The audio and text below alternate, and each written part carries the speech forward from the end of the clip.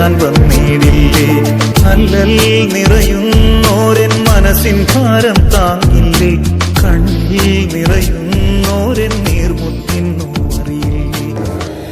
കരയുന്നവരുടെ കണ്ണീരൊക്കുന്ന തമ്പുരാനെ, അങ്ങയുടെ തിരുമുമ്പിലേക്ക് പലതരത്തിലുള്ള ദുരിതങ്ങളിലൂടെയും ബുദ്ധിമുട്ടുകളിലൂടെയും കടന്നു പോകുന്ന ഓരോ മക്കളെയും സമർപ്പിച്ച് പ്രാർത്ഥിക്കുന്നു. ഈശോയെ, സാമ്പത്തിക പ്രതിസന്ധികളിൽ കഴിയുന്ന മക്കൾക്ക് വേണ്ടി ഞങ്ങളിന്ന് പ്രാർത്ഥിക്കുന്നു.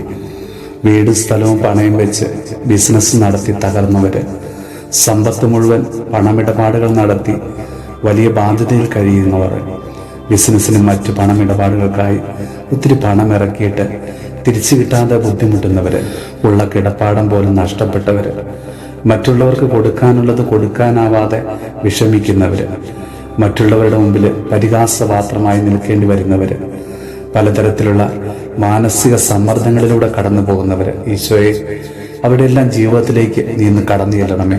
അവരുടെ ജീവിതത്തിൽ നീ ഇന്ന് ഇടപെടണമേ. ബിസിനസ്സിനും മറ്റു പണമിടപാടിനുമായി ഇറക്കിയ തുക തിരിച്ചു കിട്ടുവാനുള്ള വഴി എത്രയും വേഗം അവർക്ക് തുറന്നു കൊടുക്കണമേ. ഈശോനാഥ, അവരുടെ ബാധ്യതകളെ അവിടുന്ന് തുടച്ചു മാറ്റണമേ. ഈശോ, അവരെയും അവരുടെ കുടുംബത്തെയും അവിടുന്ന് ആശീർവദിച്ച് അനുഗ്രഹിക്കണമേ.